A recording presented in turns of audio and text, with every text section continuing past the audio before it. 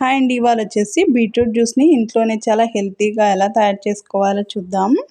బీట్రూట్ని తినడానికి చాలామంది ఇష్టపడరు. అందుకని అప్పుడప్పుడు ఇలా బీట్రూట్ జ్యూస్ చేసుకొని తాగినట్లయితే హెల్త్కి చాలా మంచిది. ఈ బీట్రూట్ని తీసుకోవడం వల్ల శరీరంలోని కొవ్వును కరిగించుకోవచ్చు, బీపీని నియంత్రణలో ఉంచుకోవచ్చు, అలాగే రక్తహీనత సమస్య ఉంటే తగ్గుతుంది. ముందుగా ఇక్కడ వచ్చేసి బీట్రూట్స్ అలాగే ఒకటి క్యారెట్ తీసుకోవాలి.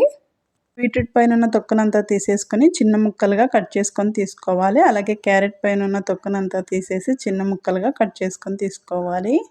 ఒక మిక్సీ జార్ తీసుకొని అందులోకి ముందుగా కట్ చేసి ఉంచుకున్న బీట్రూట్ ముక్కల్ని 1 కప్పు దాకా వేసుకోవాలి.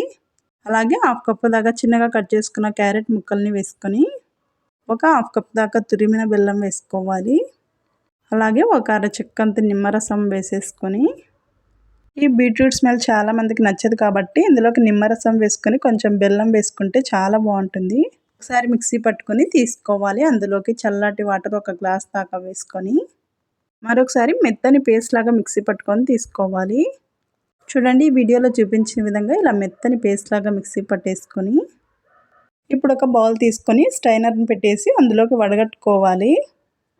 కావాలంటే ఒక క్లాత్లోకి వేసైనా కూడా ఇలా ఫిల్టర్ చేసుకోవచ్చు.